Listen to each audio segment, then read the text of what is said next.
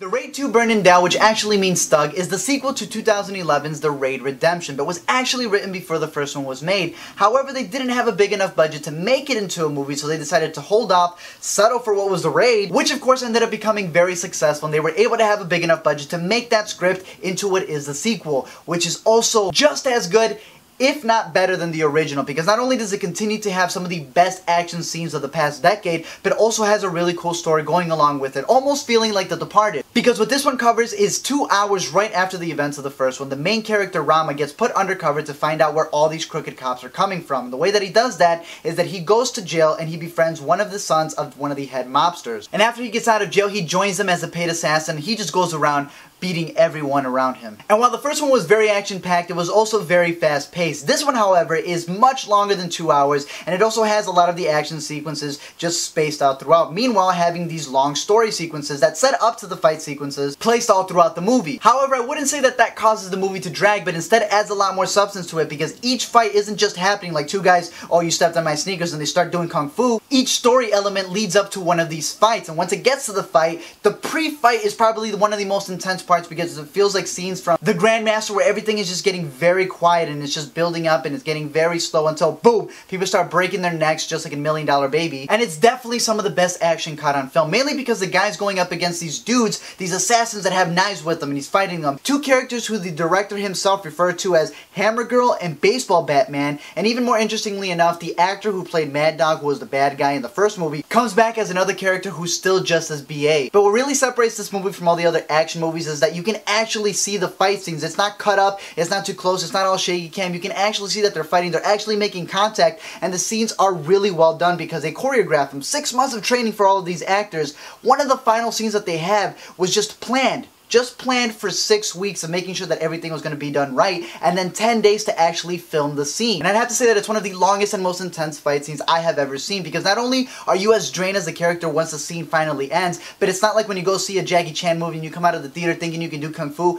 By the end of that, you just come out completely exhausted, just not wanting to do any of that. And as good as that scene was, to me there were still 2 other ones in the film that were better in my opinion. The first one coming earlier in the film when they're having this mud fight scene, which was not only amazing to look at, but even more amazing to see how they had the whole behind the scenes to it. The fact that they were able to choreograph these scenes and have these long shots without the actor slipping and falling and getting lost in the mud. The second one was later in the film, which is also actually Gareth Edwards' first time that he directed a car scene, I believe, and the dude does an amazing job. Specifically, there's this one scene where the camera goes from the outside point of view of one of the cars.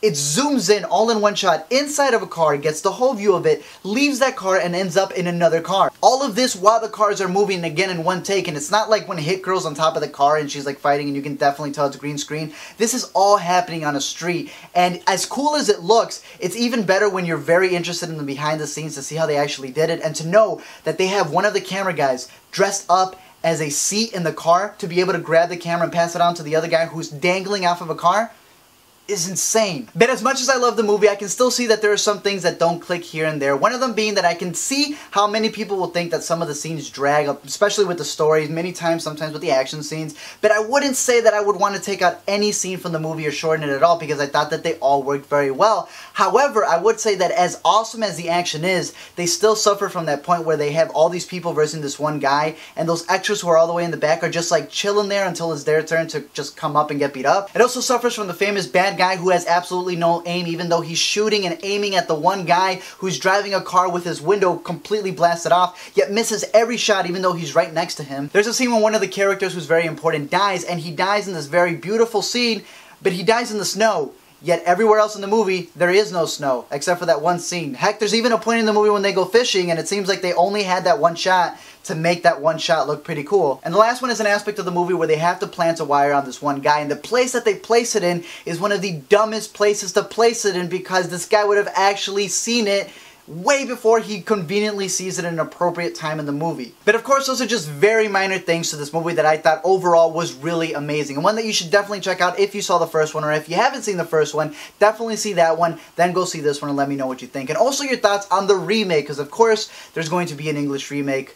I don't know why, but of course there's also going to be a Raid 3, which should be really interesting, and it's supposed to take place 20 minutes before the end of this one. So I'm curious your thoughts about this movie, if you're looking forward to it, what you thought about this one and the first one, and your thoughts on the future one, and really anything having to do with movies. Let me know down below in the comments, and I'll see you guys next time.